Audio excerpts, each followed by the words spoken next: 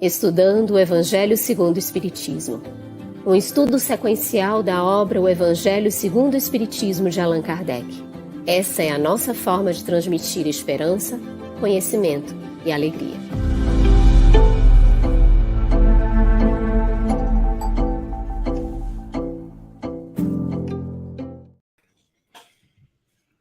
Olá, boa noite. Nossa saudação fraterna a você que acompanha o Estudando o Evangelho segundo o Espiritismo pela FEB TV e parceiros de transmissão a quem nós agradecemos muito a colaboração e a parceria no trabalho.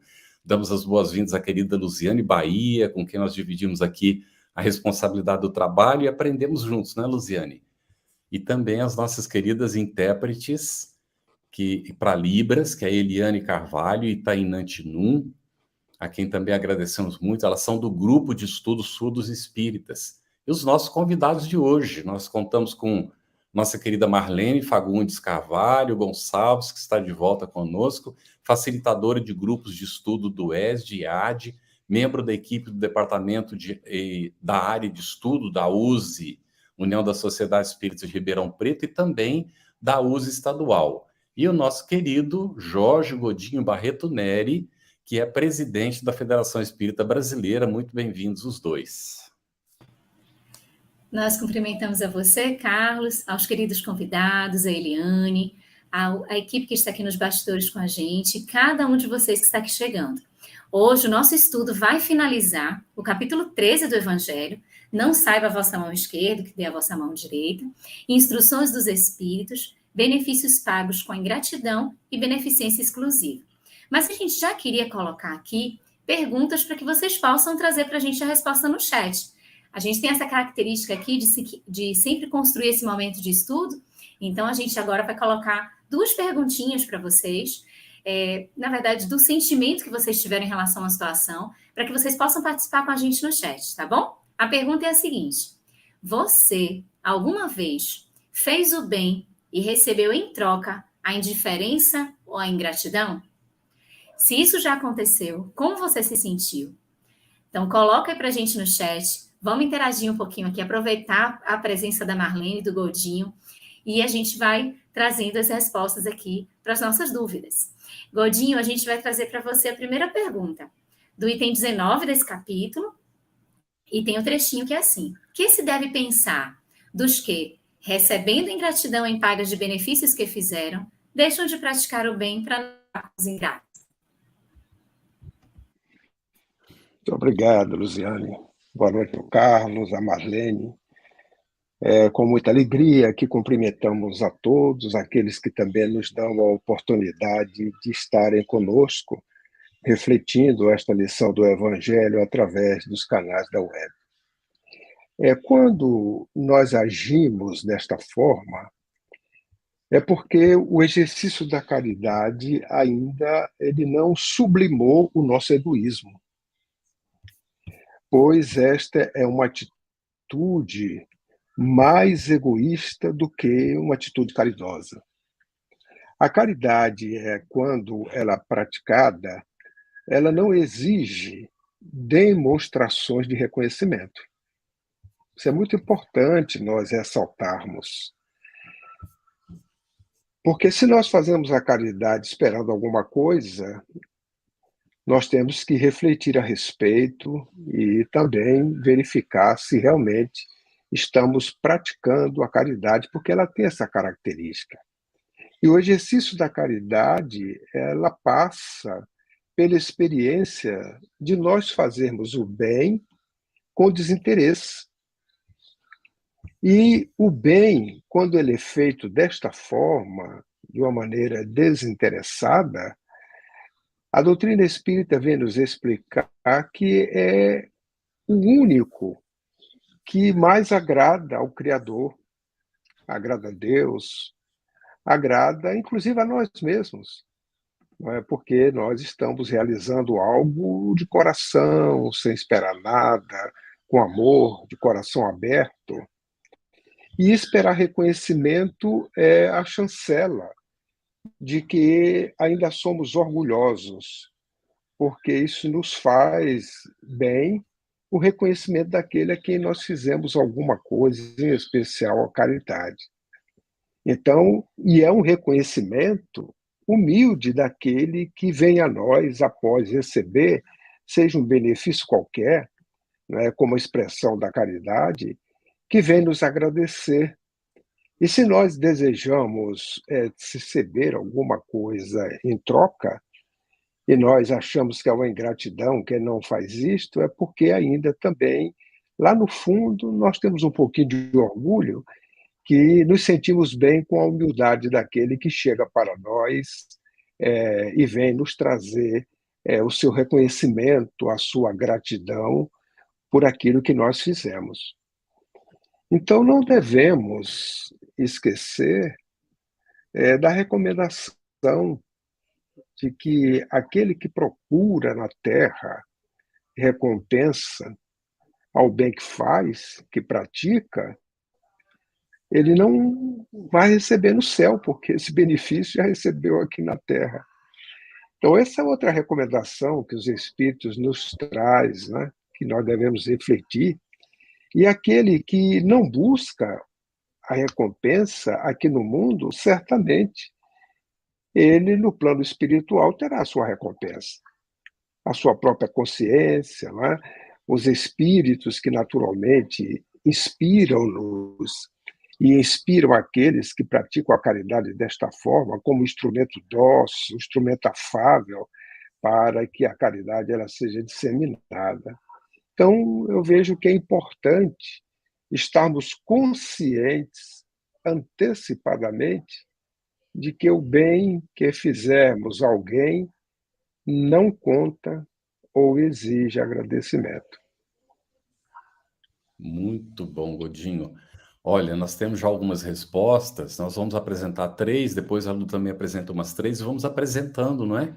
Aqui a Alexia Lima, ela colocou: sim, me sinto desprezada, como se eu estivesse culpa, me senti ninguém, né? Me senti desprezada e me senti ninguém. Aí a Cláudia também, a Polônia, coloca: sim, meu problema atual, familiar, me senti arrasada. E a Maria Lúcia coloca um pouquinho mais longo: sim, em 2 situações, antes de conhecer a doutrina espírita e após conhecer a mesma. Com o entendimento da doutrina, percebi que eu também já havia sido ingrata. Olha que interessante, não é? A análise da Maria Lúcia.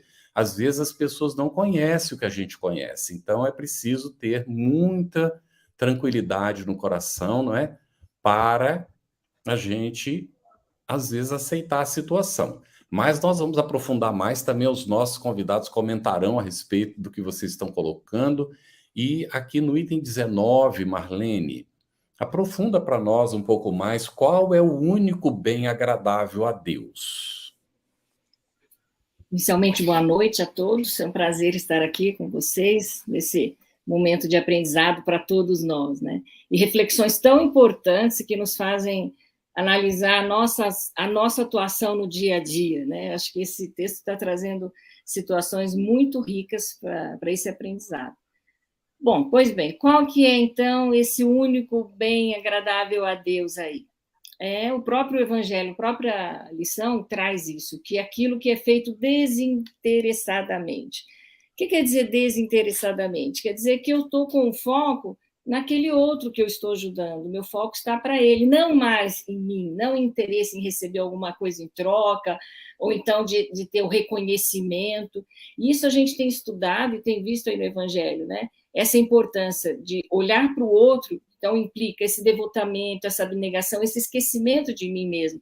É isso que interessa. Porque se a gente faz um bem, como já foi dito, né, esperando uma recompensa, uma resposta, um reconhecimento, o que acontece? Eu estou, na verdade, ampliando minhas dificuldades, meu orgulho, minha vaidade, meu interesse. E eu acho tão interessante isso, porque parece um desafio.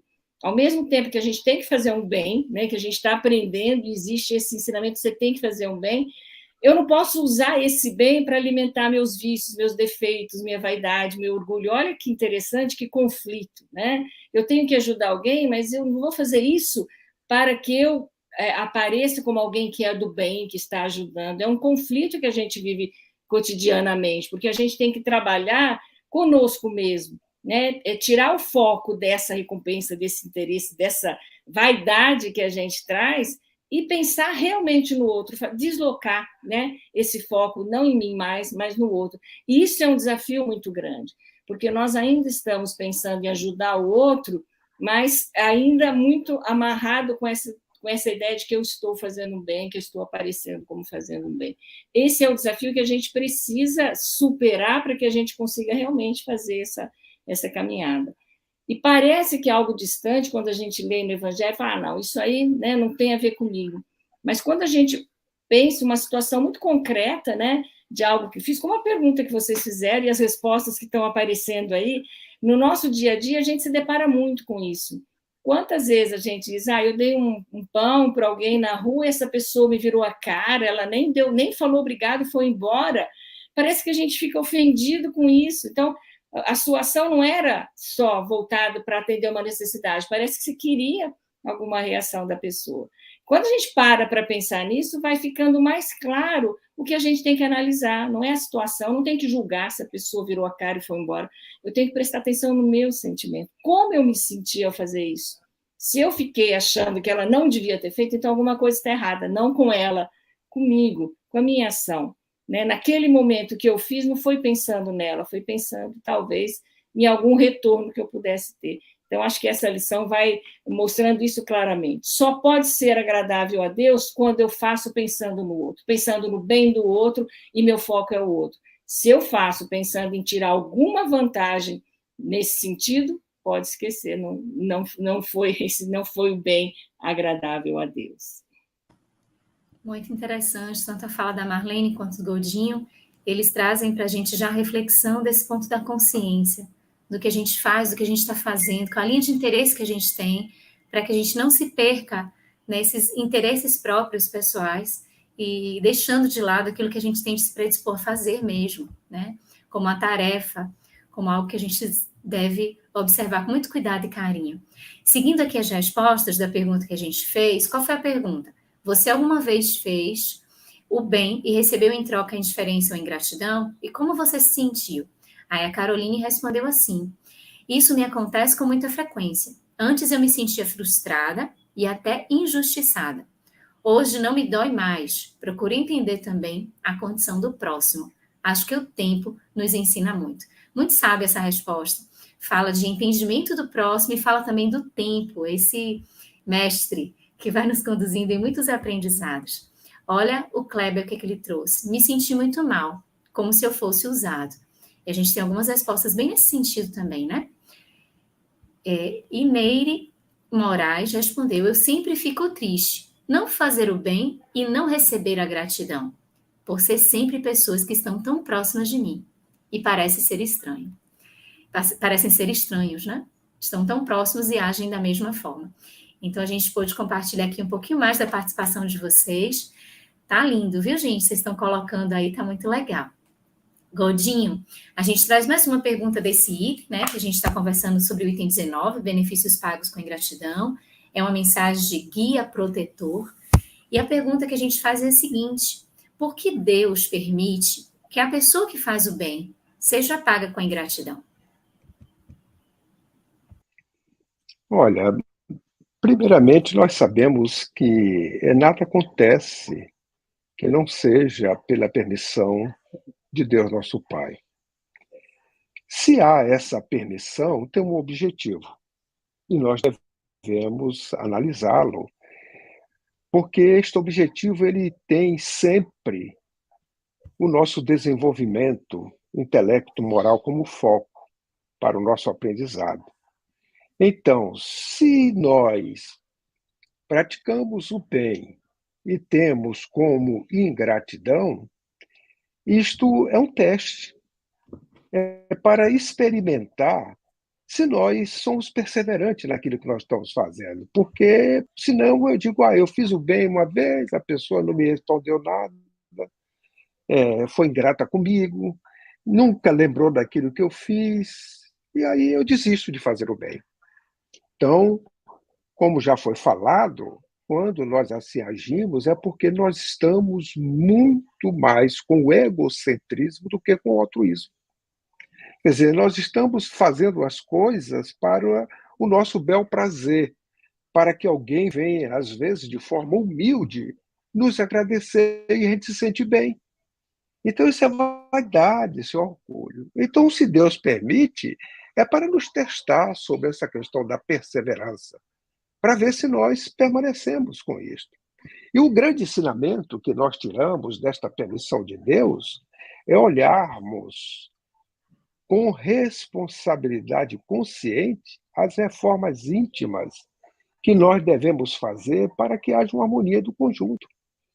Então, no momento em que estas coisas acontecem que me incomodam, é o momento de olhar para mim e dizer assim, peraí, por que está me incomodando? Certa feita, eu estava no carro com um casal amigo, eles simpatizantes da doutrina espírita, e nós estávamos conversando, né? E a minha esposa falou sobre um assunto que ela tinha doado algo para alguém e essa pessoa nem sequer agradeceu, né? Aí, naquele momento, me veio, eu falei para ela, minha filha, olha, presta atenção. Quando nós emprestamos alguma coisa, primeiro que nós não temos nada. Nós só temos 3 propriedades. É a inteligência, o conhecimento e os valores morais que nós adquirimos. Tudo mais é propriedade do Pai que nos empresta. Então, se nós achamos que temos alguma coisa e emprestamos para alguém, olha, nós temos o dever, sim, de cuidar, porque aquilo ainda está sobre a nossa posse, sobre a nossa responsabilidade. Emprestamos e vamos aguardar que a pessoa nos retorne nas condições que nós acordamos. Agora, quando nós doamos, aquilo já não mais nos pertence. Primeiro que nós estamos doando algo que não é propriedade nossa, que é de Deus. Nós estamos passando à mão de outros a responsabilidade. Então, isso não temos direito de cobrar nada daquela pessoa, de observar o que é que ela fez com aquela doação que nós demos, se ela está cuidando, se não está, se ela deu, destruiu. Então, é um exercício que nós devemos fazer para que nós possamos, com isto, com esta oportunidade que o Criador coloca na convivência, na vida de relação com as diversidades, para que nós possamos cumprir o propósito existencial de todos, porque todos nós temos propósito existencial. E, naturalmente, ele tem a peculiaridade de cada indivíduo, de cada ser. Entretanto, nós temos pontos que são comuns a todo o propósito existencial. É o de ajudarmos mutuamente, de aprendermos uns com os outros, mas, sobretudo, de servir. Então, estes são 3 pontos que nós temos em comum. E quando nós praticamos o bem, nós estamos tendo a oportunidade de servir, de ajudar alguém, porque quando nós fazemos isto, o primeiro a ser ajudado somos nós, se fizermos com desinteresse. E, naturalmente, não esperamos gratidão. Então, quando Deus permite para que nós analisemos a nós mesmos e verifiquemos se nós precisamos alterar, fazer alguma regeneração na nossa intimidade diante da resposta daquele outro que está recebendo este benefício, que às vezes somos simples instrumentos. Às vezes o bem que nós praticamos não foi nem nós que praticamos, foram os benfeitores espirituais que se utilizaram de nós em benefício daquele merecedor, que é o nosso irmão da humanidade, que se encontra próximo a nós para que nós fôssemos o instrumento. E nós nos achamos detentores de ter gratidão, gratidão de algo que não nos pertence. Era um exemplo do Chico, né? Ele recebia as cartas, ele dizia que era carteiro, a pessoa agradecia a ele dizia que não tinha que agradecer a ele.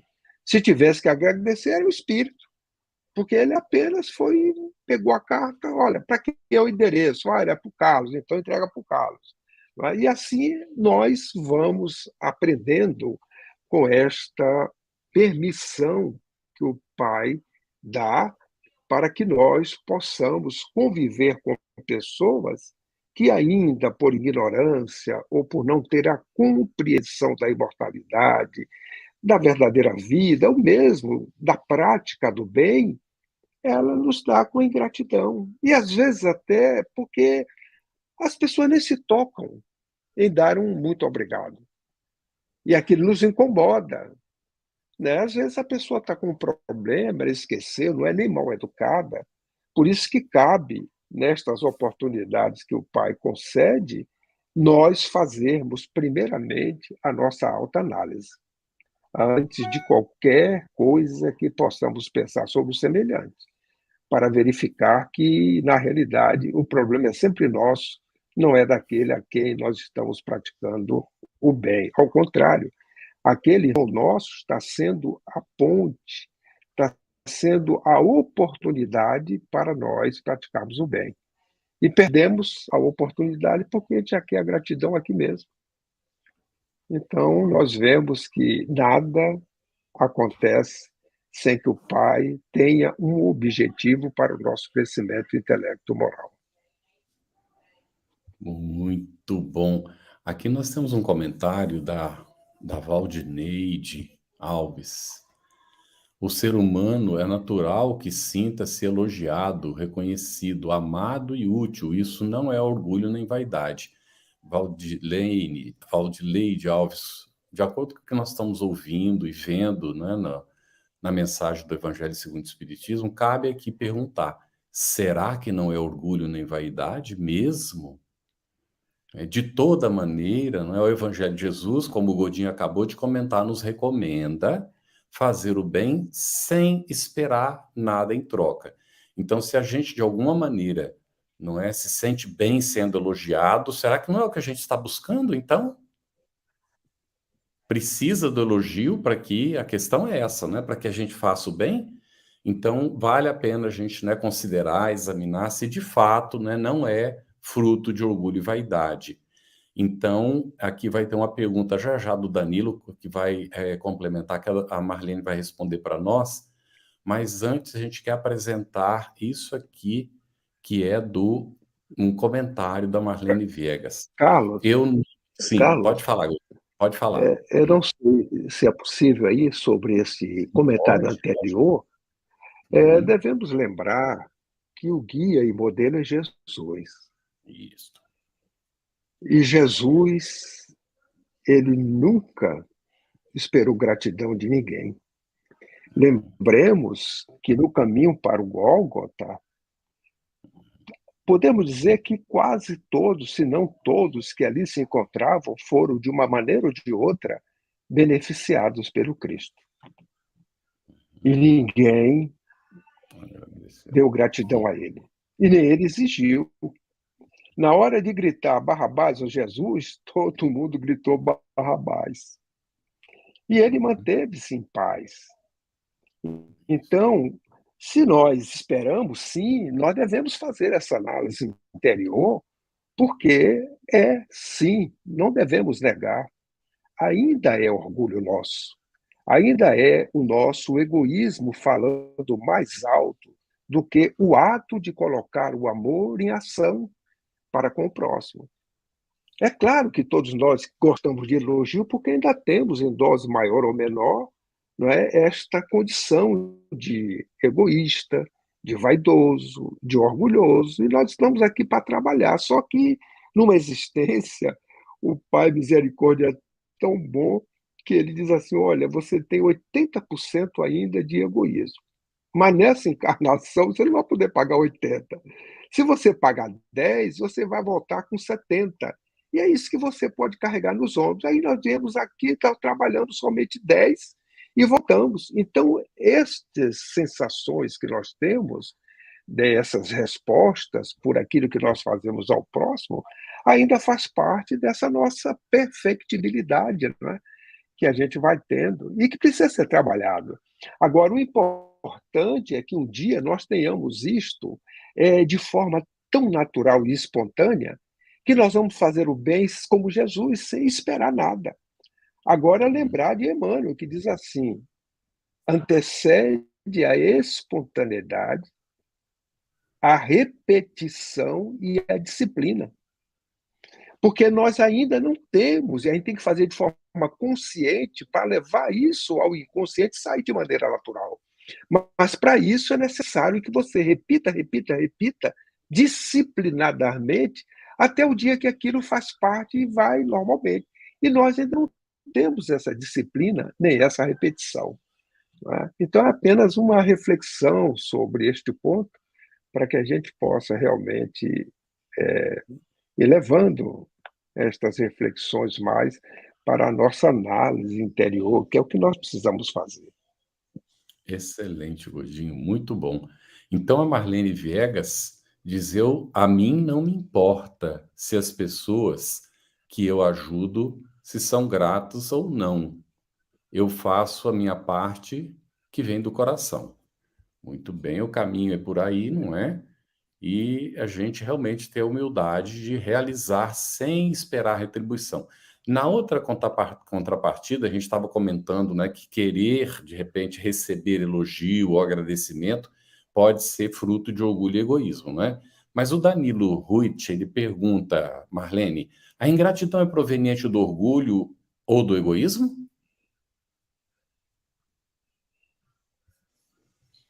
Então, muito provavelmente, mas eu acho importante a gente destacar, né, o que nos cabe nessa relação, né? Quando eu estou em relação com alguém, eu tenho que analisar a ação, a resposta que essa pessoa me dá, então eu vou ficar preocupada, né, com a condição daquela pessoa, aquela pessoa que foi ingrata, então eu vou ficar procurando por que ela foi ingrata, ela está falhando ali, ela é egoísta, ela é orgulhosa, ou eu vou aproveitar essa oportunidade para eu pensar no que eu estou fazendo, no que está significando para mim. Eu acho que isso é uma questão bastante interessante, Danilo, porque a gente tende, numa relação, a sempre olhar no outro, onde que está o problema dessa relação. Então, a gente começa a analisar e avaliar o outro, porque ele, né, essa ação de ingratidão significa egoísmo, orgulho, e daí? O que eu vou fazer com isso? A gente não vai transformar o outro. O que a gente pode fazer é pensar e olhar para nós, para que a gente possa se transformar. Então, e eu acredito ainda que, no caso da ingratidão, fica mais evidente, né, nisso que você está dizendo, os problemas, as dificuldades que a pessoa tem. Mas aquele que se sentiu, né, que foi alguém que não foi compreendido, ou não teve gratidão naquela ação, fica mais escondido. É mais difícil. Olha que interessante, quase todo mundo comentou aqui, não, a gente se sente muito mal quando alguém não reconhece, né? A gente percebe isso, que todo mundo se sente mal, que tem essa dificuldade, e isso fica muito escondido. Mas é isso que a gente tem que trazer à tona para que a gente possa pensar qual é o caminho para que haja essa transformação.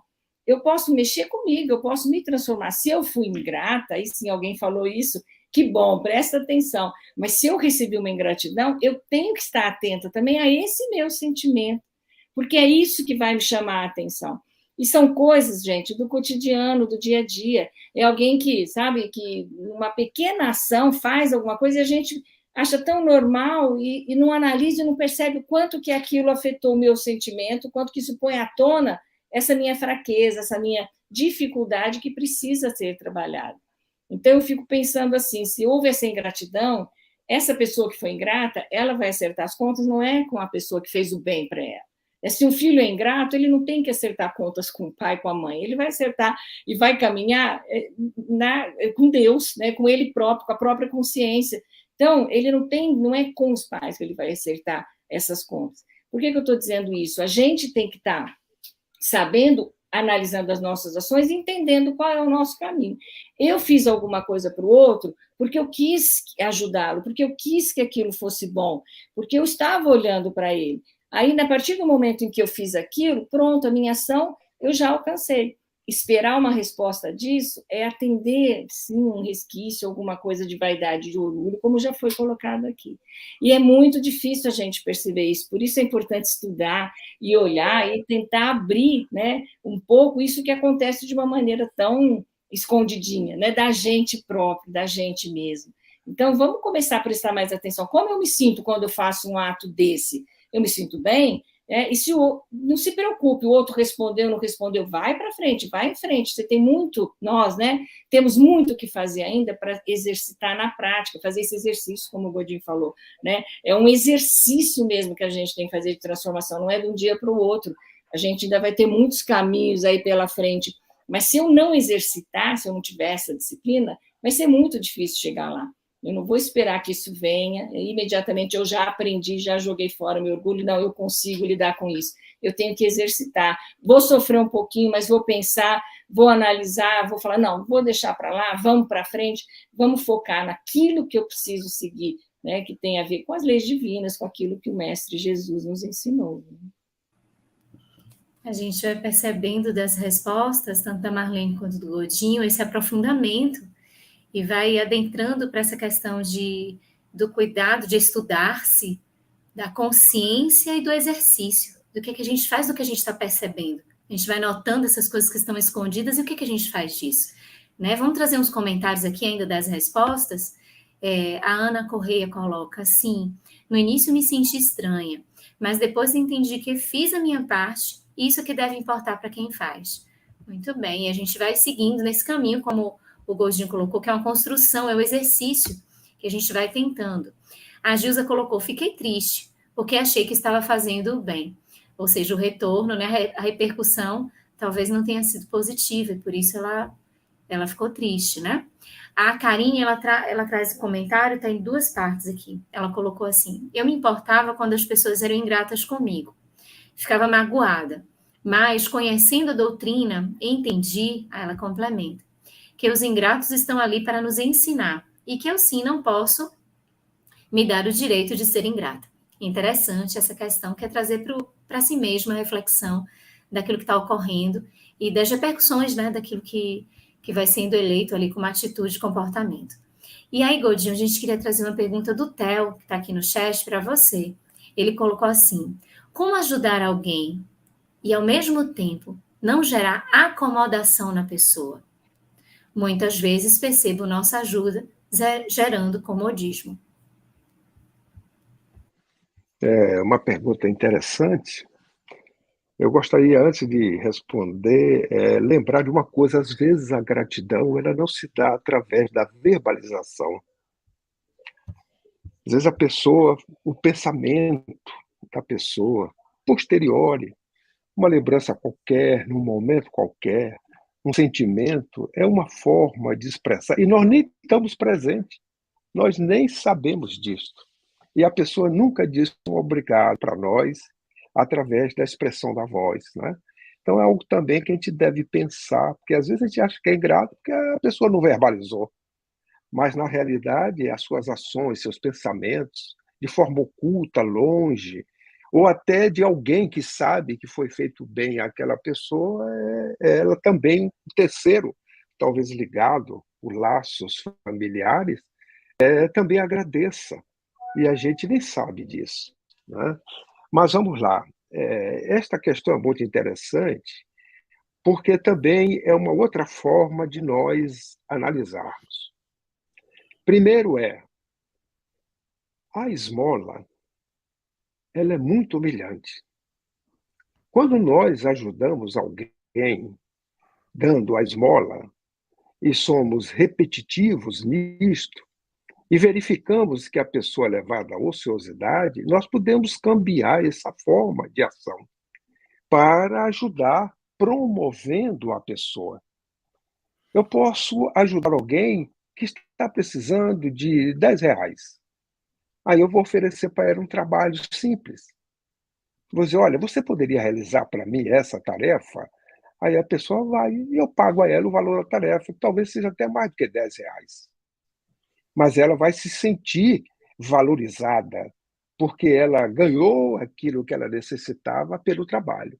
Então, eu estou ajudando a promovê-la. Então, se a gente começa a ajudar alguém e observar que a nossa ajuda ela está contribuindo para a ociosidade, nós não devemos deixar de ajudar, porque a pessoa precisa.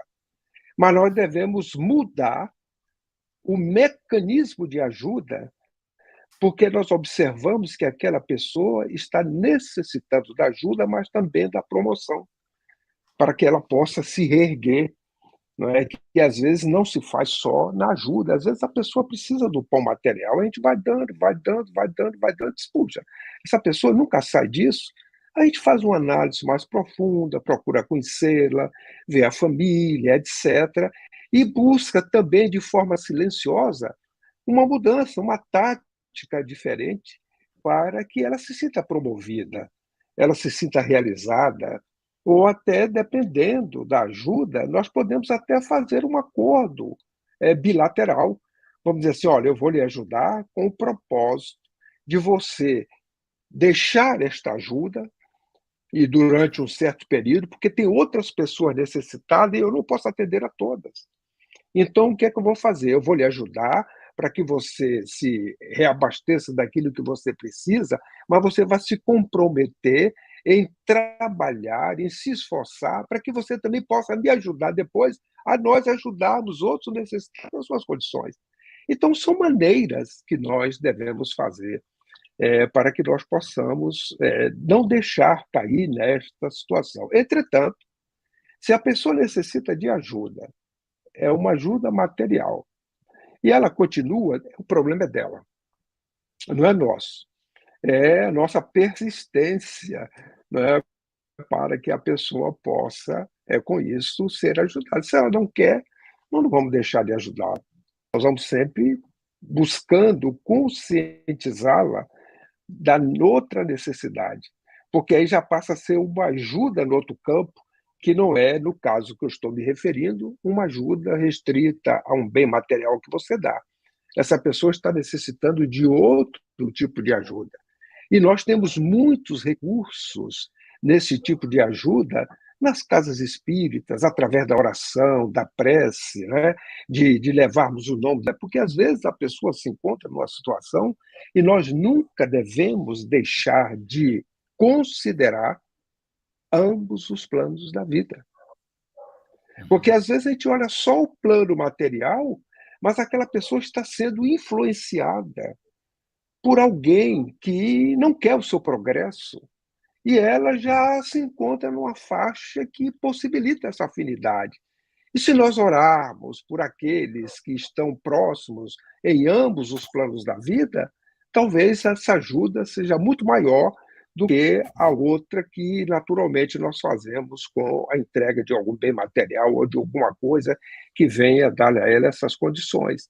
Porque pode ser que ela esteja necessitando mais de ajuda espiritual do que da material.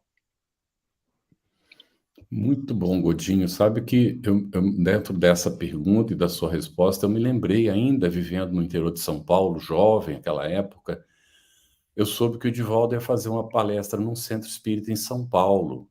Então eu viajei para encontrar o Divaldo e acompanhar a palestra. Cheguei antes, o Divaldo também chegou antes lá no centro para fazer uma visita, né, um centro até relativamente grande, lá em São Paulo, e a pessoa que estava mostrando, né, disse, né, eu fui acompanhar a visita, né, já que tinha chegado antes, o Divaldo convidou, a pessoa convidou, nós fomos juntos acompanhando. E quando chegou na área do Departamento de Assistência e Promoção Social, a pessoa falou que ali era aquele local e tal, e o Divaldo olhando tudo, o ambiente, e a pessoa começou a explicar para que servia cada local, e disse, olha, aqui nós fazemos o cadastramento das famílias. A gente cadastra, faz o levantamento, anota quantos filhos, se os filhos estão estudando, se não estão, se os pais têm profissão, se não têm, levantamos todas as necessidades e depois a gente dá ajuda por um tempo, mas estabelece um programa de promoção. Se os pais não têm trabalho, a gente vai dar curso de profissionalização, para que eles tenham, dentro de um tempo, um emprego. Se os filhos não estão no estudo, a gente exige que a gente vai dar ajuda por um tempo, mas que os filhos precisem estudar. Que a gente ajuda também com uniforme, com o que for preciso, mas os filhos precisam ir para a escola. Aí de volta falou, ai, que bênção, porque eu já estive num outro local que me apresentaram, né, uma mocinha, e disseram, olha, essa daqui é a terceira geração que nós estamos ajudando aqui, a mãe dela vinha, e também a avó dela recebeu nossa ajuda. Aí o Divaldo disse, quando ele viu o espírito já tinha tomado ele falou, puxa, meus irmãos, perpetuando a miséria alheia. Então, não é a situação, de fato, como o Godinho colocou, né? Tem que haver um compromisso de promoção, para não ficar no mero assistencialismo, né, Godinho? Isso é É isso fundamental. mesmo. Bem, rapidamente aqui, a Marlene Tax colocou assim: nunca estive nessa situação, não é? De fazer o bem, provavelmente, e não ter, não é, assim, a gratidão da pessoa. Não sei se é porque nada espero. Se vem é agradável, se não, não percebo. Então, nós temos um outro comentário aqui também, que é da Andréia Souza. Nunca desistir de fazer o bem, pois quem nos instrui a benevolência é Deus. Sem amor, sem caridade e sem Deus, nada somos. O amor é Deus. Muito bom. E a Alessia Lima coloca, Marlene, como devemos nos comportar diante da pessoa a quem fizemos o bem e nos retribui com ingratidão? Aí quase que fecha quando a pergunta, não é? Aqui no item 19, ainda para fechar o item 19, juntando com isso, qual o objetivo das relações de uns com os outros? Ótimo. E essa pergunta vai colocar mais clara, então, né, a importância da convivência com ingratos, por exemplo, né, o que isso pode acontecer e como é que a gente pode, juntos, né, progredir. Né? Aqui no Evangelho ele vai trazer justamente o Espírito, né, o guia protetor vai dizer: meus amigos, se conhecesseis todos os laços que prendem a vossa vida atual às vossas existências anteriores, se pudesses apanhar num golpe de vista a imensidade das relações que ligam uns aos outros seres para o efeito de um progresso mútuo, ficariam super admiradíssimos da sabedoria e da bondade do Criador que vos concede reviver para chegardes a Ele. Então, na verdade, o que ele está dizendo, esse efeito de progresso mútuo, um ajuda o outro e é ajudado nesse processo. A gente precisa do outro para crescer, de diferentes maneiras, né? De diferentes modos a gente consegue avançar quando a gente convive e tem o outro nessa relação.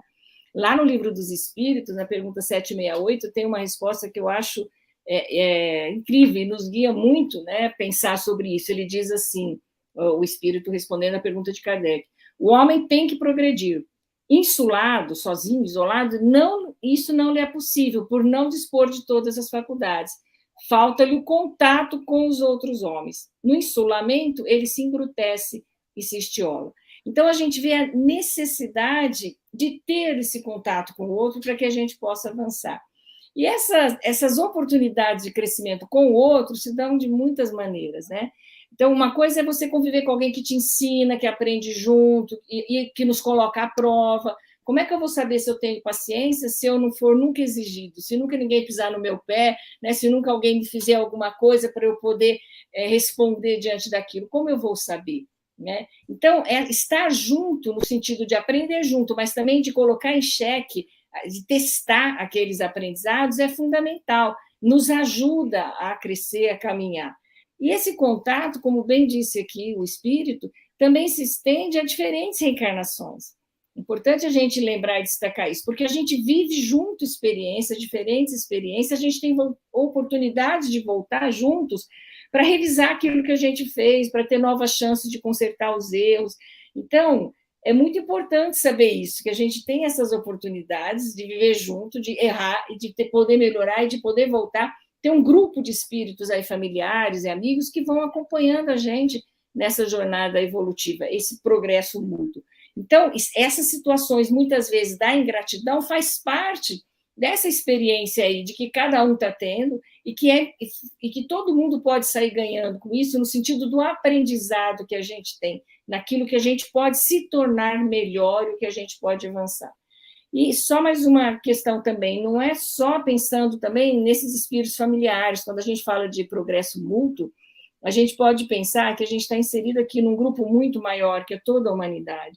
Quando eu saio de casa, quantas pessoas que eu encontro na rua? Né? No meu trabalho, quantas pessoas, às vezes, estão sofrendo e estão próximas de mim? Quantas oportunidades a gente tem de estabelecer novos contatos e aprendizados com as pessoas que a gente se cruza aí? Então, nós não estamos sós. Quando eu ajudo alguém, eu também sou ajudado, porque eu também estou num processo de aprendizado, estou num processo de de melhoramento espiritual, moral também, porque eu estou revendo essas minhas ações, por que eu estou fazendo isso, como é que isso está se refletindo em mim. Então, esse é o progresso mútuo a que o espírito se refere. Sem isso, a gente não vai nunca avançar, sobreviver. Vocês já viram alguém sozinho, saber se é bom ou não é? Alguém que está isolado numa ilha é uma pessoa boa? Nunca ele vai saber isso se ele não estiver confrontado com alguém, com uma vivência, com uma experiência, com alguém que possa, né, colocar em xeque para ver o que ele é capaz de fazer, para poder realmente perceber se ele está no caminho do bem, fazendo um bem. Carlos, quer trazer o comentário agora? E em seguida a gente vai colocando. Nós temos aqui uma manifestação da Neire, que a gente não vai colocar porque é muito pessoal, não é? Então, Neire, a questão é muito particular, não é?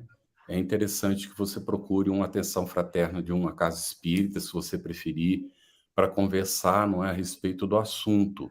É porque a decisão é pessoal, é sua, e naturalmente seria melhor conversar, ou até no caso, né, dependendo da situação, até um atendimento profissional especializado, tá bem? É o que a gente recomenda. Mas nós temos um outro comentário insistente também sobre a questão da pessoa ter o direito de receber o elogio, de se sentir bem com o elogio. A gente quer esclarecer que a gente respeita a opinião pessoal, né, que todo mundo tem direito a ter. No entanto, nós aqui estudamos o que nós encontramos no Evangelho de Jesus à luz da doutrina espírita, que nos ensina o desprendimento, o desinteresse, não é, e fazer o bem pelo bem sem ter qualquer tipo de busca, não é, de recompensa ou se sentir como se nós fôssemos bons. Tem até aquela história psicografada pelo Chico, que eu não me lembro o autor nem o livro, mas do sujeito que é muito bom, caridoso, fazia o bem para todo mundo, espírita, e que, então, um dia lá na fábrica, aconteceu um acidente, ele perdeu o dedão. E ele ficou muito triste, entrou de licença, não é, e tal, mas foi para o trabalho mediúnico no centro, não é, lá de licença, acabrunhado, porque tinha acontecido aquilo com ele, e um espírito espontaneamente, então, perguntou para ele, né, que ele estava muito triste e que provavelmente ele estava se sentindo injustiçado, né, por tudo que ele vinha fazendo e aconteceu dele perder o dedo, mas que o espírito queria alertar para ele que ele só perdeu o dedo por uma necessidade, porque ele estava achando que ele era bom, porque na verdade ele realmente, apesar do compromisso, ele pediu não para perder o dedo, mas para perder o braço inteiro. Porque nas encarnações anteriores, como dono de engenho, ele moía o braço do escravo quando ele considerava que não respeitava. E então, como ele reencarnou e estava fazendo muito bem, ajudando todo mundo, ele não precisava nem perder nem dedo, nem braço, nem nada. Mas como ele começou a se considerar bonzinho pelo que ele estava fazendo, então a espiritualidade considerou que ele tinha que pelo menos perder o dedo para lembrar que bom é só Deus e que ele estava, não é, simplesmente cumprindo o dever dele. Então é nesse sentido que a gente precisa estar atentos, porque às vezes o orgulho, a vaidade vem disfarçado de uma série de coisas que a gente não se dá conta, não é isso? Então é isso, Lu, pode fazer pergunta, desculpa aí o comentário mais extenso, mas é para esclarecer o assunto, né? Antes da gente passar para o próximo item, ainda tem um comentário da Andréia sobre esse mesmo tema, onde ela diz que faz, o bem que ela faz é de todo o coração, seja bem material ou por palavras, e ela lembra que é algo muito interessante que são as orações, as preces, e agradecer a Deus todo dia. Excelente aqui o comentário da Andréia também. E aí a gente vai para o próximo item do Evangelho, nesse capítulo 3 que a gente está estudando, e o próximo item é beneficência exclusiva. Há uma pergunta, e a resposta que é dada pelo Espírito São Luís. A gente vai fazer essa pergunta para o Godinho, e é nesse item 20. É assim: é acertada a beneficência quando praticada exclusivamente entre pessoas da mesma opinião, da mesma crença ou do mesmo partido? É uma pergunta que nós poderemos responder logo assim, dizendo que não. Não é acertado isto.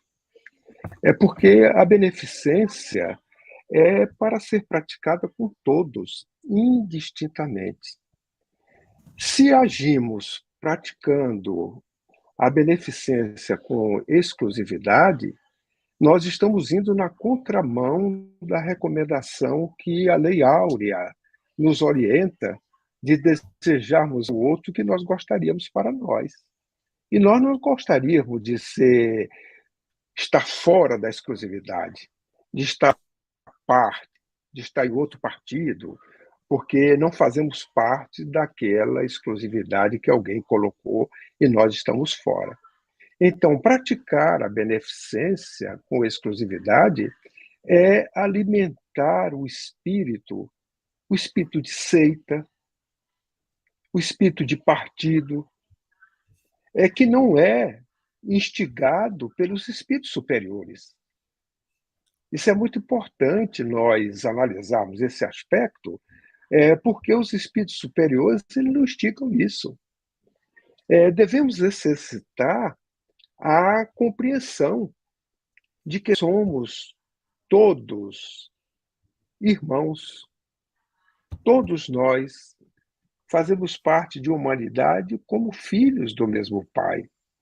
E este é um exercício, né, que deve ser realizado de uma forma consciente, de uma maneira responsável por nós que desejamos ser espíritas cristãos ou espíritas verdadeiros. Porque quem salva é a caridade. E a caridade começa com a benevolência. Então, se nós formos praticar a beneficência com exclusividade, ela não está coerente com a doutrina que nós abraçamos. Porque o verdadeiro espírito, o verdadeiro cristão, ele vê somente irmãos em seus semelhantes. Eu vou repetir. O verdadeiro cristão vê somente irmãos em seus semelhantes. E não procura saber, antes de socorrer o necessitado, qual é a crença dele ou qual é a opinião que ele tem. Então, jamais nós devemos esquecer da recomendação de Jesus para amarmos até os inimigos. Então, assim sendo, praticar a beneficência com exclusividade, por qualquer razão, nós não estaremos agindo em conformidade com o preceito de Jesus Cristo, já que nós nos denominamos cristãos com Cristo, porque já tivemos essas denominações em existências anteriores, mas sem o Cristo. Mas nessa nós desejamos ser cristãos com Cristo. Então, segundo esta condição, nós devemos amar os nossos inimigos. Então, devemos praticar a beneficência sem exclusividade, porque estaremos desta forma com a consciência tranquila, porque temos a certeza de estarmos trilhando a senda do Senhor, do amigo divino, que é Jesus, o Cristo de Deus, que não fez em momento nenhum partido, exclusividade, ele tratou a todos como irmãos e a humanidade como filhos de Deus, sem fazer distinções, naturalmente respeitando a livre determinação de cada um, a liberdade de agir, de fazer as escolhas, mesmo aquelas escolhas equivocadas que ele identificou, mas respeitou que elas fossem tomadas, porque, naturalmente, o exercício posterior da colheita obrigatória traz também os ensinamentos para que o aprendizado nosso seja sempre de fazer as escolhas no bem, para que nós possamos estar assim não afastados da lei divina, mas coerentes com ela. Então, a resposta pode ser muito singela, né? Não. Apenas fizemos essas ilações para justificar o não. Muito bem. Nós queríamos destacar a Maria Rosa, ela está sempre presente, ela tem uma capacidade de captar as palavras, né, e registrar. Isso ajuda muito a gente ver a essência do pensamento. Olha o que ela captou do Godinho. Quando ajudamos uma pessoa de forma repetitiva, contribuindo para a sua ociosidade ou comodismo, devemos mudar o mecanismo de ajuda para também promovê-la. Então, está aí a essência, não é? Da proposta. Excelente. E nós temos um outro comentário da Andréia Souza. Irmãos de um mesmo pai, somos o sal, e sem o sal nada tem gosto. O gosto da vida e de recomeçarmos, de evoluir e de não se impor a qualquer ou a quem quer que seja na hora da caridade. Somos sal. Então, que a gente ajude para temperar, né? Destacar o sabor e não para, né, exagerar no sal, que aí fica tudo complicado, né? Não dá para a gente continuar. Muito bem. Vamos então para a penúltima pergunta. Marlene, aprofunda para nós essas palavras de São Luís aí no item 20. O espírito de seita e de partido é o que precisa ser abolido. Ora, por que é isso que precisa ser abolido? Porque é esse espírito, na verdade, que tem a marca do orgulho e da vaidade, não é? Porque se você tem lá um grupo de sua convivência que pensa em algumas coisas, você acha que aquilo é melhor do que o outro grupo que pensa diferente, né? Então, isso, e quando você acha isso, você se coloca acima. O que é isso? É o orgulho, né? De novo, é o tal orgulho, e que fica tão disfarçadinho ali que a gente nem percebe. Imagina, não é orgulho isso aí é porque realmente o nosso grupo, né, tem as mesmas convicções e tudo mais. E aí, isso olha que interessante, é todo aquele orgulho e vaidade que a gente tem, mas que a gente tem também no grupo, né, com as pessoas que pensam como a gente se reúne, a gente se fortalece dentro dessa visão. Então, a gente já viu, não é por aí, né? Por que não é por aí? Não é se a gente começa a rotular as pessoas, né? E as pessoas que nós convivemos, e a gente começa a decidir para quem a gente vai olhar, para quem vai, como a gente vai se dar com elas, a gente está, em vez de se aproximar, de quebrar isso, né? Esses rótulos que nos distanciam, a gente está fazendo o contrário. Então, é só abolindo essa ideia de que existe um grupo superior a outro, que a gente está numa posição melhor que a outra, é que a gente vai combater esse grão de mal, que é o egoísmo, o orgulho, a vaidade.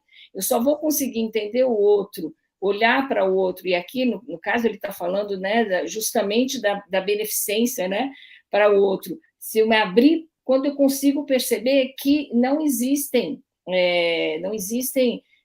rótulos que vão nos separar, que vão nos isolar, e que vão me dizer se essa pessoa merece ou não merece ser ajudada. Isso é um absurdo, né?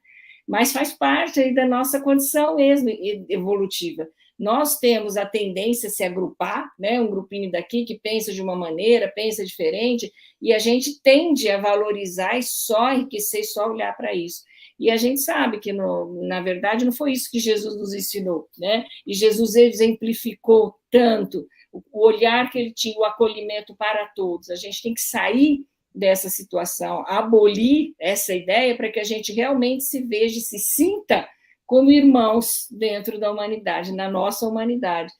Quebrar, né, essas amarras aí que só nos atrasam. Por isso precisa ser abolido, porque ela vai nos agarrando, nos trazendo e nos dificultando esse processo de avançar e crescer. Somos todos iguais, não?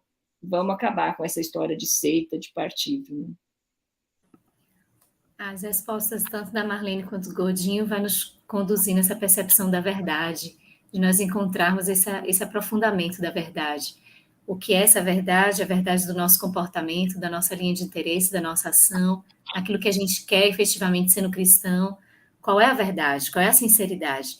E é baseado nisso também que a gente vai trazer a última pergunta aqui para o Godinho, porque ela é bem interessante. Ainda referindo-se a esse item 20, a pergunta é assim, Godinho.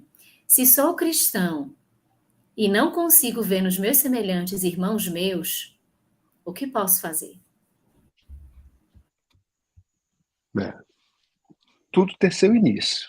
Então, nós precisamos iniciar, fazer o exercício. Aí eu repito aquilo que eu já falei, fazer um exercício disciplinado, um exercício repetitivo, para que no futuro nós possamos fazer isso com a espontaneidade.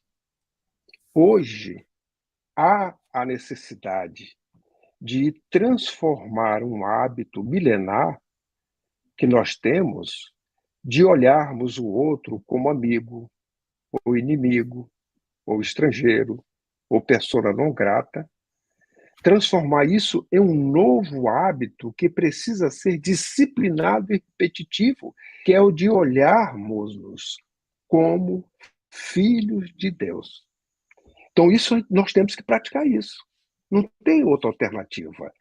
Esta é uma realidade que hoje nós falamos, somos filhos de Deus, mas nós ainda não evocamos para a nossa intimidade esse exercício, essa transformação de estarmos com o nosso pensamento sempre olhando. Olha, é um filho de Deus, é um irmão nosso.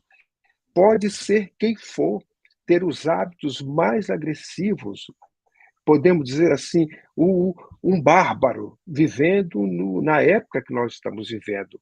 Nós precisamos trabalhar isto para poder olhar. E não vamos conseguir, numa encarnação somente, fazer isso, mas é um hábito que nós precisamos fazer esta mudança de nos olhar como filhos de Deus, irmãos da humanidade. Então, esse é um esforço, é uma mudança, é uma regeneração individual que compete a cada um e que se tornará coletiva à proporção que vai se atingindo a maioria ou todos os seres que fazem parte da humanidade quando assim agir.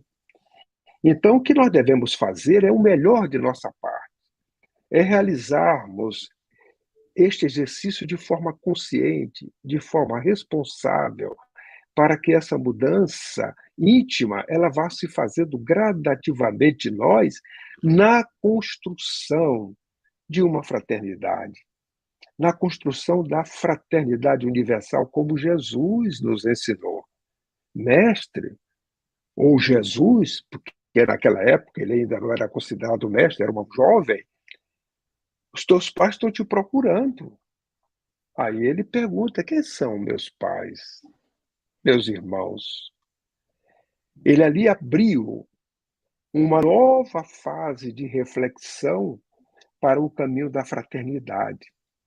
Ele jamais deixou de respeitar os seus parentes consanguíneos, mas ele veio trazer o exemplo da fraternidade, os laços ligados pelos laços espirituais, que são os perenes, que são estes que vão perdurar por todo e sempre. Então, o que nós devemos fazer neste momento, pela pergunta, não é?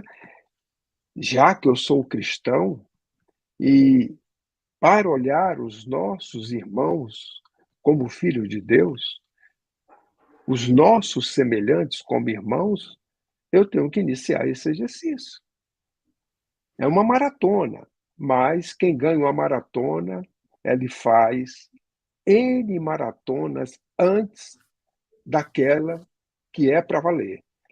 Essa aqui é competitiva, mas para ele chegar ali, ele correu talvez 10 vezes mais ou muito mais vezes, de forma disciplinada, alimentando-se bem, fazendo uma musculatura correta, para que naquele dia ele dá tudo de forma espontânea. Colocar todo o seu esforço que foi acumulado daquela maneira. Ganha, porque todos que correm a maratona ganham. Não é o que chega em primeiro lugar. É aquele que consegue atingir a meta, independente do tempo. Recordo-me de uma maratona, que todos vão lembrar-se, que o primeiro lugar chegou à frente tranquilo, mas teve uma moça que ela levantou todo o estádio, toda a arena. Ela veio cambaleando, vocês devem lembrar, já quase sem oxigênio, andando e todo mundo vibrando. E ali, quando ela usou, ela caiu. Eu daria para ela a medalha em primeiro lugar, porque a resistência, a capacidade de chegar até o fim, vencendo a si mesmo, foi muito maior do que a do primeiro lugar, que chegou de forma tranquila. Então, este que nós devemos fazer, essa maratona, esse exercício, né, para que lá na frente a fraternidade universal ela possa fazer parte de maneira espontânea, todos nós. Aí não vamos precisar de passaporte, ninguém vai perguntar de onde nós somos, porque somos da Terra, fazemos parte da mesma família e chegaremos em qualquer lugar com uma cultura naturalmente diferente daquela que nós estamos, porque sabemos que as questões geográficas, climáticas, etc., influenciam nas culturas, mas seremos recebidos como irmãos em humanidade. Ninguém vai temer que nós vamos chegar no outro lugar para agredir uma cultura ou qualquer outra coisa, e a fraternidade ela vai se instalando neste futuro que já estamos no amanhecer desta era nova e que está exigindo de nós esses testemunhos, né, para o crescimento. Um deles é este, é olhar aos nossos irmãos como filhos de Deus. Então, para quem nos perguntou, e para mim, vamos fazer esse exercício a partir de agora. Então, se no início nós quatro estávamos nos olhando aqui como Godinho, como Carlos, né, como a Luciana e a Margarida, aí nós vamos nos olhar agora como irmãos. Não é um exercício diferente? Já não começa a mudar? Então, é isso que nós devemos fazer, né, para podermos, assim, exercitar esta fraternidade ainda tão longe, que estamos no círculo familiar consanguíneo, que é perecível, né, para que nós possamos ir nesta irmandade, construir esse mundo de paz, já que nós estamos nesse mês de dezembro, lembrando de paz, conforme Jesus nos recomendou. Excelente, Godinho. O RB Alves, ele faz um comentário de que o viúvo está desempregado, está lutando muito contra a depressão. Ele é de um povoado, né, longe da cidade, onde não tem nenhuma igreja, e ele está na divisa da Bahia com o Sergipe, né? RB conta com a nossa solidariedade, viu? E muita gente estará naturalmente que leu aí, né? Ouviu orando por você. Muita força, meu irmão, a vida continua, não é? Então a esposa não está perdida, não é? O cônjuge não morre, não é isso? Continua no mundo espiritual e muito mais, não é, livre agora. Sim, pode falar, Godinho. Não, é só lembrar, ele não tem uma igreja próxima, mas hoje a igreja vai até ele. É isso aí. Hoje, Pelos canais, agora mesmo, né? É isso aí. Agora ele mesmo tem está recebendo boa possibilidade de lembrança, Godinho. Não é? Então, olha, o Espiritismo está entrando aí no seu lar, não é? Através, né, do trabalho aqui da FEB-TV e de outras instituições espíritas, não é?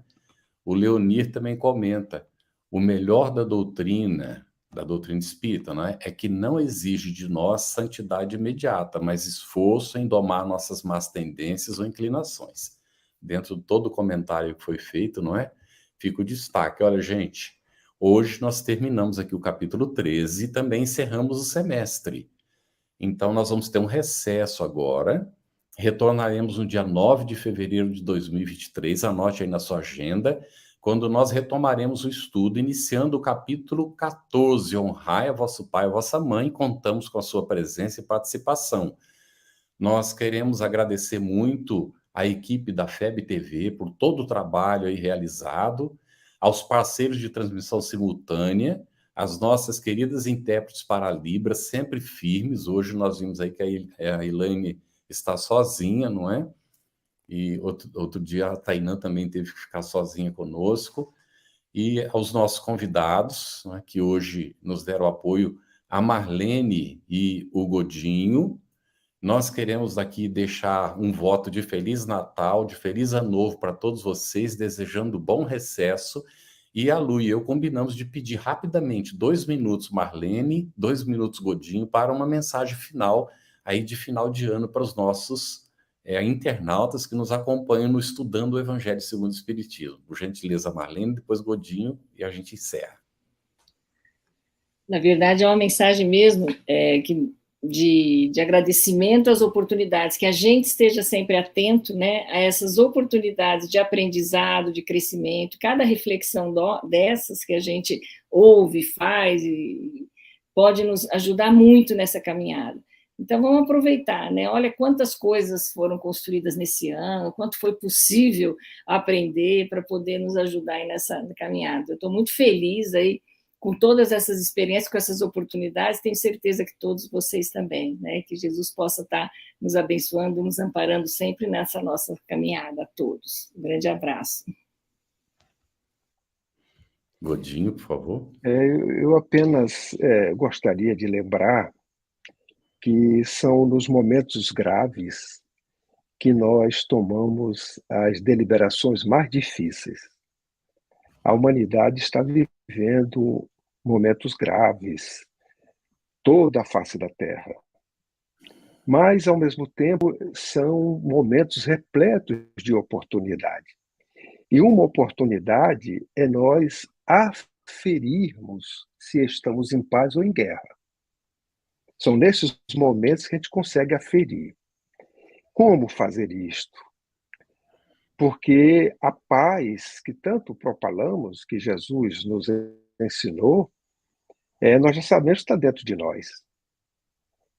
Se nestes momentos ainda o burburinho, as guerras externas, traz dentro de mim dúvidas, incertezas, é sinal de que eu estou em conflito, eu estou em guerra. Mas, se estas coisas externas, este cenário, me traz confiança nos desígnios de Deus, me traz certeza de um futuro que nos aguarda, me traz forças para poder vencer esses desafios, porque quando a gente vence o desafio é poder, é um sinal que eu estou conquistando a paz. E que meu interior ele está nessa condição. Então, o que eu poderia, neste momento, além de desejar um Feliz Natal, paz a todos, é que cada um de nós aproveitemos estes momentos graves para fazer essa aferição, verificar se nós estamos em paz, se estas dificuldades externas estão abalando o nosso interior ou não. Se estão, momento de regeneração, de mudança, para que construamos a paz dentro de nós. Então, era isso que eu gostaria de trazer a reflexão. Digo isso porque eu trago para mim, né, para que eu possa aproveitar os momentos graves, as oportunidades que ele oferece. Muita paz a todos. Obrigado, Godinho. Luziane, palavras finais são suas. De agradecimento, agradecer a todos aqui por essa oportunidade de aprendizado, as lindas palavras da Marlene e do Godinho nos conduzindo de forma tão especial, a participação no chat de toda a equipe da FEB TV, a você, Carlos, as meninas da Interpretação para Libras. Gratidão imensa, um Feliz Natal a todos, um excelente ano de 2023. Beijo grande. Até lá, até fevereiro.